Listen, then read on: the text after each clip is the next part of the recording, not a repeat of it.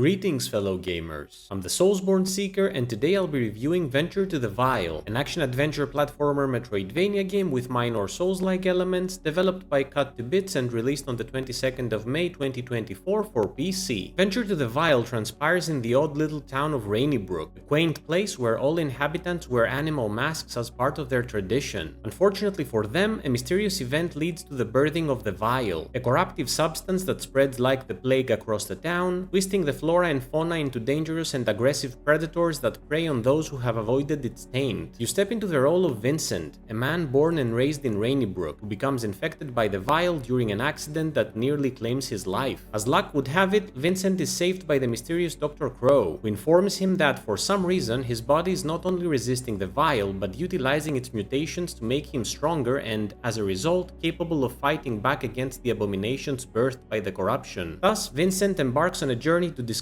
and destroy the source of the Vile while at the same time searching for his childhood friend, Ella. There's something inherently creepy and at the same time endearing about the story of the game, a quality which, without a doubt, it owes to the beautifully realized setting the narrative takes place in. The world of Venture to the Vile draws heavy inspiration from Victorian times for its architecture, atmosphere, and character clothing, a world brought to life by a beautiful art style that makes the whole endeavor feel like a sinister fairy tale with a touch of eccentricity akin to the work of Wes Anderson. There's a darkly humorous energy permeating every nook and cranny of Rainybrook, something that becomes especially evident by your interactions with its various denizens. Every single character you meet is incredibly unique in terms of appearance and personality, helping to flesh out the setting and making you feel like Rainybrook is a living, breathing part of our world, somewhere far away, especially if you take the beautiful musical composition into consideration as well. Speaking about the game's world, the map of Rainybrook is home to quite a few biomes that you will get to explore, all of them being presented as organic parts of what you would expect a town like that to have or be adjacent to. From the main city to its harbor all the way to the underground sewers and surrounding woods, you'll get the chance to travel across many different places and explore them to your satisfaction, something that is highly recommended since Venture to the Vile holds a vast number of secrets for you to find, many of which will require a keen eye to be uncovered. The thing that makes the game's exploration a bit different and more challenging than other games in the genre is the fact that, while you do mainly traverse the map in side-scrolling fashion, the actual biomes are separated by layers that run deep in the distance, layers which you can visit and explore by finding the appropriate paths that lead there, effectively giving the world a massive sense of scale and depth. There's a variety of different secrets for you to find and claim, ranging from corrupted blooms that yield material and currency, to quest and side quest items, all the way to optional enemies for you to face, many of which will be found at the end of elaborate platforming segments that will test your balance, aim, and reflexes. The game also incorporates a day-night cycle, which has an impact on the types of enemies lurking about as well as which NPCs you will be able to find, with certain monsters, citizens, and collectibles only being available during specific times. There truly is an abundance of side content for you to undertake, with the majority of optional time being dedicated to the completion of side quests given by NPCs in exchange for useful rewards that improve your character significantly in terms of exploration and combat. There's also a fast travel system involved in the form of underground tunnels that can quickly lead you from one area to the next without having to walk there, making the overall exploration much more convenient. One thing I wish to mention here is that, while I truly enjoyed the multi-layered aspect of the world, which gave way to a tremendous amount of secrets, I did find it a bit disorienting and overwhelming at times, though never to a discouraging degree. On the topic of combat, Venture to the Vile plays it safe in its approach. On a very basic level, Vincent has a 3-hit combo melee attack with his arm blade, which can eventually evolve into a 4-hit combo attack through upgrades. There's also a parry system involved, which allows you to deflect and leave enemies open to a counter assault, the timing of which is telegraphed by a red glint when they are attacking you, which can make your life much easier once you master it. You eventually gain a few additional ways to fight back against your foes as you acquire more abilities that also allow exploration, such as a heavy attack that can also break down walls, or a tentacle strike that can bring you closer to enemies while also allowing you to traverse chasms and damaging undergrowth by grabbing onto hooks and passive growths, but I never really felt the need to use them since my basic attack and parry felt more than enough to emerge victorious. Killing enemies yields currency and materials, also obtainable through exploration and certain merchants, which are necessary in order to upgrade your character, a process available through the thematically fitting mutations screen. Here you can select the different body parts you wish to upgrade and then proceed to spend currency and materials that you have gathered in order to improve it, for example by increasing the damage caused by your blade or raising the chance for rare material drops from enemies. Aside from that, you can also upgrade your health by finding a specific item and then using it on a machine in Dr. Crow's house, as well as increase the number of healing vials you carry by visiting a tunic store. The game also features a costume system with which you can change your clothing after you have crafted new suits, with each attire offering certain benefits such as increased health or elevated luck for rare drops. The Souls-like element of the game comes in the form of camps that are littered across the map, which are used as save points as well as health and healing vial restocking shrines, whose usage respawns all defeated enemies back into the world. When it comes to bosses, I'm happy to say that I had a lot of fun squaring off against the massive abominations that plagued Rainybrook, most of which I found quite impressive in terms of both appearance as well as combat mechanics. With the exception of the first boss, every other big bad I fought utilized a good balance of platforming, pattern recognition, and snappy reflex necessity, with some of these villains feeling like puzzles I had to deconstruct in order to figure out how to emerge victorious. All of them seemed very fitting to the setting and were appropriately introduced as a part of the world even before you saw them for the first time, giving them a sense of gravitas. I was also glad to discover that Venture to the Vile featured a few optional bosses as well, which required venturing quite far from the beaten path in order to discover them, thus providing a sense of achievement to the whole thing. Difficulty-wise, I found Venture to the Vile to have a healthy balance of challenge and ease, with most of its difficulty being attributed to certain platforming segments as well as a few of the bosses, with one very specific big bad having required quite a few attempts from me to beat. About length, it took me approximately 10.5 hours to beat the game with 2 endings and a 54% completion rate, with an estimate of an additional 5 to 10 hours for 100% depending on your observation and platforming skills. For a price of about $25, I'd say it offers good value for money, especially if you're a completionist and wish to see everything its world has to offer. Before we reach the conclusion, I do wish to point out a few additional negatives that came to my attention while playing the game for you to keep in mind. One thing was the fact that the game didn't feel completely well optimized, and at times I experienced frame rate drops as well as some screen stuttering even when I reduced the settings to their lowest options. This was mainly experienced when rain was involved in the biomes, and though it didn't really inhibit me from playing, it is worth mentioning. I also came across several bugged achievements that didn't pop for me even though I had completed the necessary in-game task to get them. While that didn't really bother me that much, since I'm not an achievement hunter, it may bother people that enjoy this aspect of gameplay, which is completely understandable. Finally, while I loved the visual presentation of the game, I thought the animations could have used a bit more work, since at times they felt clunky and abrupt. This became very prevalent for me during the aforementioned boss battle I struggled a bit with, since my main gripe with it was that the hands of the boss lacked fluidity and frequently threw my mind off balance due to their clunkiness, leading to me not reacting in time to avoid getting hit. In conclusion, I truly enjoyed my time with Venture to the Vile. I loved the setting and overall atmosphere, I thought the music was incredible, I adored the characters I met, I had a blast with the exploration, I was impressed by the main and optional bosses, and even though basic, I found the combat to be satisfying. The world can at times feel disorienting due to its multi-layered nature, the animations could have used a bit more work, and we also have the aforementioned technical issues I came across, but none of those kept me from having fun with Venture to the Vile long after I had completed its story. My final verdict on Venture to the Vile is 8 out of 10.